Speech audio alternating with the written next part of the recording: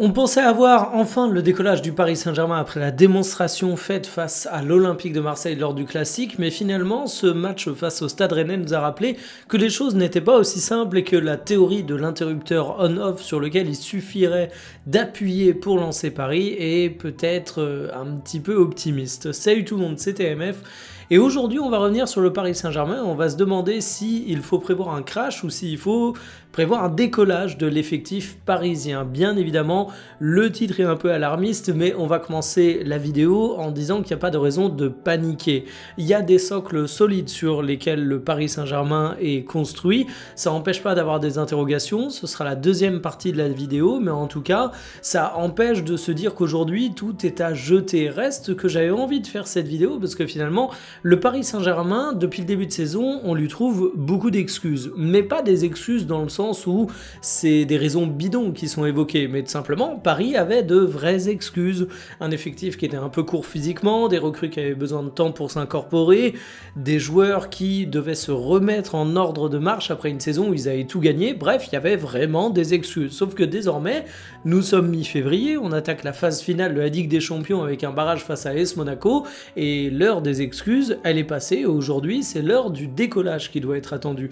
Et vous allez le voir, il y a des choses qui sont assez intéressantes, notamment dans la gestion de la saison du Paris Saint-Germain. Mais bref, je ne vais pas davantage spoiler la vidéo. Donc on va voir le socle solide, on va voir ce qui m'interroge un petit peu plus, et on terminera la vidéo avec une partie sponsorisée par Winamax, où je vous donnerai mon petit pronostic sur la rencontre face à l'AS Monaco. Je vous rappelle que les paris sportifs sont strictement réservés aux majeurs. C'est comme au casino, la maison est toujours gagnante. Si vous avez envie de vous lancer lors de la création de votre compte, vous pouvez rentrer le code promo TMF10, ça vous donne 10 € en free bet, et en plus de ça, Winamax rembourse votre premier pari s'il est perdant jusqu'à 100 €. Vous avez vu les codes, vous avez vu les pronos les plus posés, vous verrez mon pronostic personnel. Installez-vous confortablement et bienvenue pour cette nouvelle vidéo Talk My Football.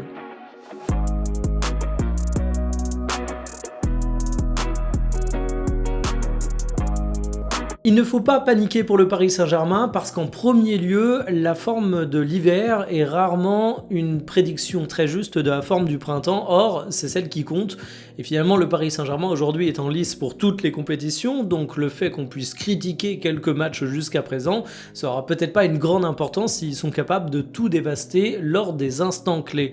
Alors on peut évidemment faire le rappel facile du Paris Saint-Germain de la saison passée qui a connu une phase de Ligue de la Ligue des Champions extrêmement complexe où on se demandait s'il allait se retrouver éliminé, ce PSG, où finalement il y a eu à la fin de la saison le sacre qui était tant attendu depuis des années et des années.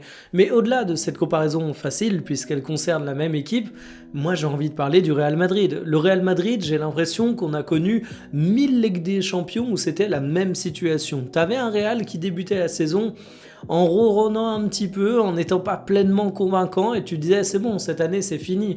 Le Real Madrid, ils ont plus la même forme, ils ont pas assez renouvelé leur groupe, il y a des choses qui fonctionnent pas, et puis tu arrives au moment de la phase finale de la Ligue des Champions, là où les matchs deviennent irrespirables, et tu as le retour du grand Real Madrid, et ça, ça a donné une leçon qui devrait quand même être dans la tête de tous les supporters et tous les sueurs du foot, c'est que une équipe, ça sert à rien qu'elle soit prête un peu trop tôt. Et d'ailleurs, ça, c'était à une époque la spécialité du Paris Saint-Germain, il faut s'en rappeler.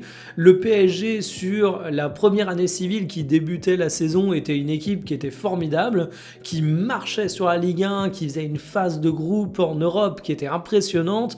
Et dès que tu arrivais dans les instants où ça commençait à devenir important, tu avais l'impression que la forme abaissait. C'est quand même un petit peu bête. Aujourd'hui, on peut se dire, si on est optimiste, qu'on va sur une trajectoire qui est inverse pour le Paris Saint-Germain et donc qui promet des jours meilleurs.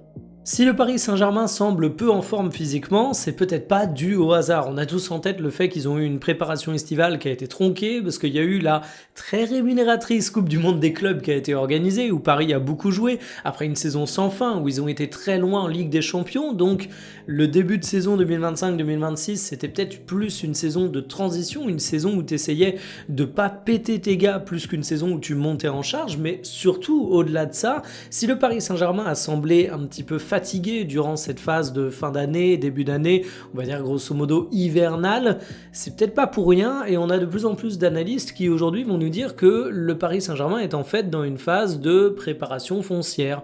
Cette fameuse phase qui est censée te faire monter en forme, où tu mets une grosse charge de travail sur les joueurs, où ils sont du coup pas impériaux durant les rencontres, parce que pour dire les choses clairement, ça commence à leur taper un petit peu sur le système et ils sont pas cramés, mais ils sont bien fatigués de la préparation. Mais cette phase, elle est indispensable pour tous les clubs. Cette phase, c'est celle qui te permet d'être au top physiquement quand ça compte. Et justement, faute d'avoir pu le faire au cours de la préparation estivale, faute d'avoir pu périodiser les choses avec cette grosse prépa durant l'été, puis des petits rappels d'intensité au cours de la saison, peut-être que tu l'as fait à ce moment qui est un peu plus improbable au cours d'une saison, mais qui correspond davantage aux problématiques de calendrier du Paris Saint-Germain. Et du coup, une fois que tu te dis ça, une fois que tu as le retour des spécialistes qui dit que le PSG a connu au cours de ces dernières semaines une phase de travail physique particulièrement importante, bah tu regardes plus les choses exactement de la même manière. Oui, le Paris Saint-Germain parfois a pu pêcher un petit peu physiquement, mais au final, on en revient à ce que je disais tout à l'heure. Est-ce que c'est important d'être au point toute l'année ? Bien sûr que non. Est-ce que c'est important d'être au top au cours du mois de janvier, au cours du mois de février ? Bien sûr que non. Là où il va falloir être au top, c'est à partir de maintenant. Quand le mois de février est bien attaqué, donc vers la fin février, et toute la période suivante, parce que c'est là où la Ligue 1 va se décider.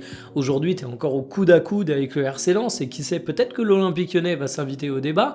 Tu es encore en lice en Ligue des Champions, et désormais les matchs seront éliminatoires, donc évidemment tu n'as plus le droit à l'erreur. Donc c'est le moment où tu attends que le PSG monte physiquement. Alors j'ai quelques doutes sur un ou deux profils précis, j'y reviendrai, mais en tout cas d'un point de vue global, la forme physique du Paris Saint-Germain, c'est pas un élément qui devrait nourrir des inquiétudes, même si sur le terrain parfois on peut être un peu dubitatif. Un autre point qui me rassure concernant le Paris Saint-Germain, c'est que le socle, il est toujours là. Alors on peut critiquer le manque de renouvellement de l'équipe, certains attendaient au cours du mercato estival davantage de recrues ambitieuses, davantage de problèmes qui allaient être réglés, mais il faut pas oublier un truc de base, à l'exception de Donnarumma, l'équipe qui a gagné la Ligue des Champions, elle est toujours là, et du coup, même si t'as des faiblesses, ça doit pas être aussi rédhibitoire que ce que certains pensent. T'as des joueurs qui ont toujours leur magie, qui sont toujours capables de faire partie des meilleurs du monde, et même s'ils se retrouvent dans des phases où ils sont potentiellement un petit peu moins bons, le talent absolu, Paris là, c'est une équipe qui est extrêmement importante en termes de philosophie de jeu et de compréhension de son groupe, des préceptes de son entraîneur. Ce que je veux dire par là, c'est que si tu avais fait venir 40 mecs au cours du mercato estival, même si dans l'absolu tu aurais peut-être amélioré la qualité des joueurs de ton effectif, c'est pas dit que t'aies amélioré pour autant la qualité de ton équipe et du football que tu as produit. En plus de ça, si on parle de la méforme de certains cadres, le Paris Saint-Germain, même si c'est pas une équipe qui a une profondeur de banc à absolument tous les postes, ça reste un club qui a des solutions à des endroits clés. Si tu prends par exemple l'attaque, j'ai des interrogations sur les attaquants du Paris Saint-Germain, j'y reviendrai, mais en attendant, tu as Désiré Doué, tu as Barcola, tu as Ousmane Dembélé, tu as Kvaratskhelia, ça fait 4 hommes pour un espace de 3 postes, donc tu peux faire jouer la concurrence, et encore là-dedans je compte pas des profils comme Mayulu, comme Kang In Lee, qui évidemment partent avec du retard, mais qui en cas de blessure, en cas de catastrophe industrielle peuvent répondre présent. C'est la même chose du côté du milieu de terrain, on a eu l'habitude de voir le trio Fabien Ruiz, João Neves et Vitinha, mais en attendant t'as un mec qui s'appelle Zaïre Emery qui a prouvé qu'il était tout à fait capable, qui attaque la saison en étant particulièrement en forme et qui là aussi peut faire jouer la concurrence. Donc pas de panique, le Paris Saint-Germain est une équipe qui va monter en puissance, le Paris Saint-Germain est une équipe qui a un socle solide, ça veut pas dire qu'ils vont tout gagner, je suis pas Madame Irma, mais en tout cas ça veut quand même dire qu'il y a quand même des choses rassurantes. Si je disais qu'il y avait quand même des choses rassurantes du côté du Paris Saint-Germain, ça va pas pour autant éluder des interrogations. C'est là où il faut trouver tout le point d'équilibre. Il faut pas jeter le bébé avec l'eau du bain, il faut pas tout brûler dès que t'as une contre-performance, mais pour autant, il faut pas se voiler la face sur quelques points qui amènent de la contrariété. Dans les points qui amènent de la contrariété au Paris Saint-Germain, il y a évidemment le dossier Donnarumma. Alors moi, je faisais partie des suiveurs du Paris Saint-Germain qui acceptaient totalement le fait que Luis Enrique puisse envisager l'avenir sans Donnarumma. C'est un gardien de but qui a été essentiel, qui a été crucial, qui a été déterminant dans la conquête de la Ligue des Champions, mais pour autant, la saison passée, il n'a pas toujours été incroyable en Ligue 1, et de manière générale, sur l'ensemble de son passage au Paris Saint-Germain, j'ai l'impression que certains souffrent d'amnésie, mais Donnarumma Donnarumma a également amené des grandes phases de frustration. Donc ça pouvait faire sens de faire venir Lucas Chevalier. Sauf qu'aujourd'hui, force est de constater que Lucas Chevalier il est passé numéro 2, que c'est Safonov qui a pris la place de numéro 1 et que tu peux quand même te dire que c'est pas l'opération du siècle étant donné que Safonov il a concurrencé Chevalier, il est passé devant, mais Safonov auparavant il avait également concurrencé Donnarumma, sauf que la conclusion, vous le savez, ça avait pas été la même et Donnarumma avait réussi à garder son poste de numéro 1. C'est un échange de joueurs du côté du Paris Saint-Germain qui est un des rares où tu peux dire ok, l'effectif a non seulement pas beaucoup évolué, mais ici tu as quand même l'impression que tu sors relativement perdant de cette opération. Alors peut-être que Safonov va s'avérer être un gardien absolument extraordinaire pour le Paris Saint-Germain qui va sauver Paris au cours des phases finales de Ligue des Champions et que tu vas décrocher un second titre européen qui sera à mettre au mérite du Russe. Mais pour le moment, on peut quand même dire qu'on est relativement loin de ce constat et que oui, tu as une interrogation sur les gardiens de but du côté du Paris Saint-Germain et tu es peut-être un peu plus proche de l'époque où tu avais Buffon, Kevin Trapp, Areola, des débats toutes les semaines que dans une situation où tu as une sérénité à toute épreuve ici. L'inefficacité chronique est de retour du côté du Paris Saint-Germain, t'en as eu la preuve face au Stade Rennais, on a eu Luis Enrique qui a avancé le fait qu'il s'était procuré autant d'occasions d'expected goals que face à l'Olympique de Marseille mais que ça n'avait pas converti, et moi j'ai envie de dire... Je suis d'accord avec toi, Luis Enrique, mais c'est justement bien le problème du côté du Paris Saint-Germain. Bon, après, si on regarde les statistiques en détail, en réalité, selon les modèles, t'étais à environ 3,58 expected goals face à Rennes, t'étais à 4,39 face à l'OM, donc il grossissait un petit peu le trait. Là, tu t'es retrouvé face à un extraordinaire match de Brice Samba, couplé à une charnière qui n'a pas déçu du côté rennais, mais ça reste une belle excuse, parce que finalement, t'avais exactement le même problème face à Newcastle de conversion de tes occasions, et on peut quand même dire que même face au Sporting, tu avais un sujet de qualité offensive et du côté du Paris Saint-Germain, tu as l'impression que tu as un petit peu renoué avec tes vieux démons. Parce que finalement, le discours, on se procure des occasions, on n'arrive pas à les transformer, donc au moins il y a la base qui est solide et qui ne demande qu'à être convertie, on l'a déjà connu au cours de la saison précédente. Alors pour cause, la saison précédente, on a eu ça, puis derrière on a eu la mue d'Ousmane Dembélé en buteur extraordinaire aux statistiques folles sur la saison au global, mais je suis pas sûr que cette saison ça se répète toujours pareil. Et si on regarde le match face au Stade Rennais, bah t'as eu un Désiré Doué qui était quand même relativement décevant, avec beaucoup de déchets, pas autant que Barcola cette année, il faut quand même le dire, et Guevara qui run un petit peu. Le match face à l'Olympique de Marseille, ça aurait pu être celui du décollage, mais finalement, quand tu fais un petit peu le bilan des offensives du côté du Paris Saint-Germain, personne n'irait insulter le talent de l'effectif, parce qu'évidemment, Désiré Doué est un talent brut absolument extraordinaire, Dembélé, j'ai même pas besoin de le commenter, Guevara, il a plus besoin de faire ses preuves, et même Barcola, je trouve l'opinion aujourd'hui un peu dure avec lui, mais ça reste un joueur de talent.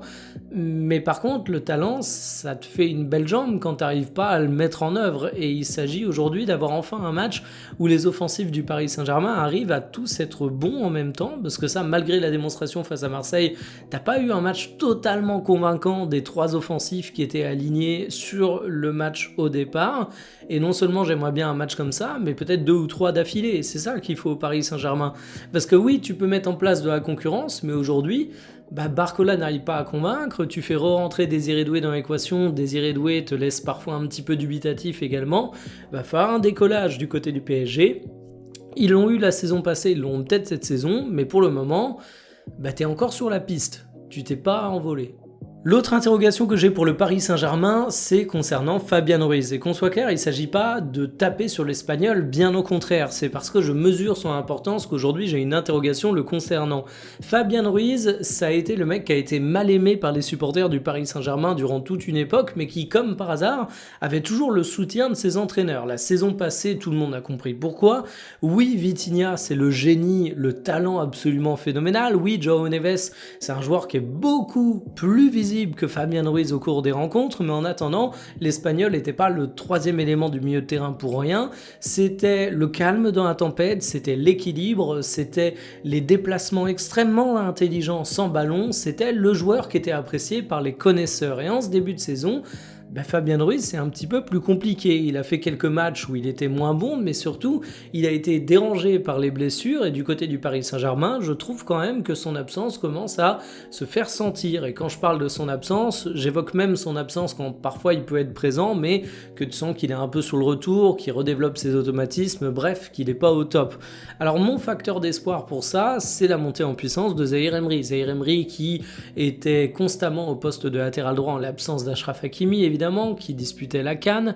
Zahir Emery qui avait fait un très très bon tout début de saison, qui a fait une très très bonne intérim sur le côté droit, qui a une solution qui aujourd'hui m'apparaît comme étant extrêmement convaincante. Je me dis que c'est cool, je me dis que ça fait partie des points qui me rassurent et qui font que je panique pas du côté du Paris Saint-Germain, parce que même si on partait dans un scénario catastrophe sur Fabien Ruiz, et aujourd'hui on en est très loin, ça se trouve il va se remettre de sa blessure, il va reprendre les matchs, il va retrouver son niveau et on sera tous contents. Mais quand bien même on serait pessimiste, tu peux te dire que le jeune français est une solution viable. Reste que c'est pas exactement le même profil et qu'aujourd'hui, si je dis pas que c'est un point qui va plomber le Paris Saint-Germain, je dis vraiment pas ça. Je dis que ça peut faire naître une interrogation légitime et qu'aujourd'hui, ça fait partie des points qui, selon moi, vont faire la différence entre un PSG qui décolle et un PSG qui, encore une fois, reste à quai. Et enfin, défensivement, du côté de Paris, il y a quand même quelques sujets. Je vais pas refaire le sujet des gardiens de but que j'ai développé spécifiquement, mais on peut pas dire que le recrutement de Zabarni, pour le moment, donne satisfaction. Moi, je reste persuadé que c'est un joueur intéressant, je reste persuadé qu'il lui faut du temps, mais en attendant, la vérité, c'est que au moment où j'enregistre cette vidéo, en février 2026, Zabarni n'est pas un atout pour le Paris Saint-Germain et que tu pries pour que Pacho et Marquinhos soient opérationnels, parce que bien évidemment, si un des deux se blesse et se retrouve à être indisponible pendant 6 mois parce qu'il s'est fait les croisés, tu te retrouveras avec une équipe qui sera très fortement diminuée. Et puis il y a également un homme qui a été crucial dans les succès du Paris Saint-Germain, c'est Hakimi.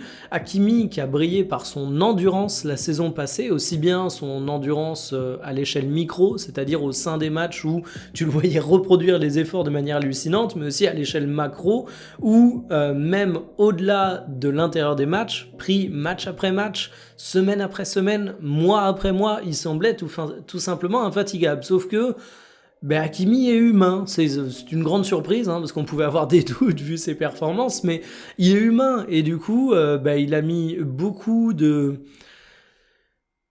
d'efforts physiques à la CAN, il a mis beaucoup de charges nerveuses, émotionnelles, vous voyez ce que je veux dire, au cours de cette CAN, qui en plus c'est pas forcément conclu comme il l'aurait espéré, évidemment, et donc on se rend compte que depuis qu'Hakimi a fait son retour au Paris Saint-Germain, il est un peu moins impérial. Alors moi j'irai pas le charger, le mec...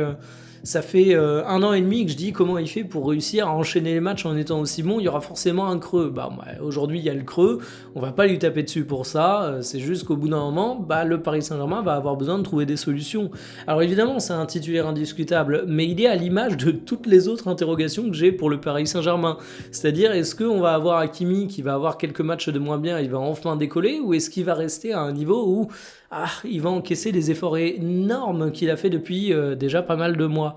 Et ça, c'est déterminant pour Paris, parce qu'en fait, tu prends un Hakimi en forme ou tu prends un Hakimi en méforme, ça te change le visage du PSG, mais je dirais que de toute façon, tu pourrais le mettre dans n'importe quelle équipe, ça changerait le visage de n'importe quelle équipe. Non, c'est un joueur qui est influent et déterminant. Et en fait, tu te retrouves avec pas mal d'interrogations comme ça du côté du Paris Saint-Germain. Pas de quoi paniquer, bien évidemment, c'est vraiment pour ça que j'ai commencé l'analyse en tempérant un petit peu les choses, mais où tu sens que plus que jamais, cette période de barrage, c'est le moment où tu lances une pièce en l'air, où ça peut tomber d'un côté ou de l'autre, et je parle pas que de la qualification face à l'AS Monaco. Bon, là, ça pourrait régler quelques débats de façon relativement brutale si tu te faisais éliminer, mais même d'un point de vue forme de l'équipe, t'as pas mal de joueurs qui aujourd'hui sont à la croisée des chemins.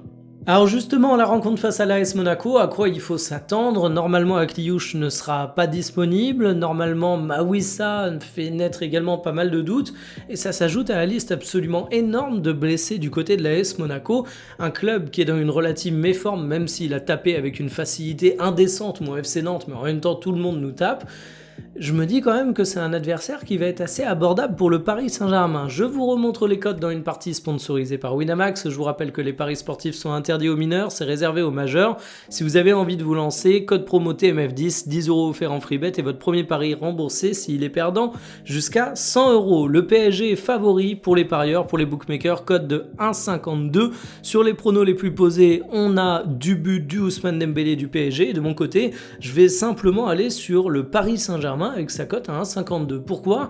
Parce que je trouve que c'est déjà une cote absolument énorme pour le Paris Saint-Germain, vu que c'est une équipe qui dans l'absolu aurait été favori face à Monaco, vu qu'en plus Monaco doit conjuguer avec son armée de blessés, et vu que c'est aujourd'hui pas une équipe qui est dans une forme particulièrement impressionnante. Donc moi, la petite pièce sur le Paris Saint-Germain de manière relativement confiante, j'espère pas me planter, vous avez compris, mon interrogation c'est décollage ou crash pour le Paris Saint-Germain, je parie plutôt sur le décollage, et je le vois bien commencer face à l'AS Monaco. Je vous dis à demain pour une prochaine, salut.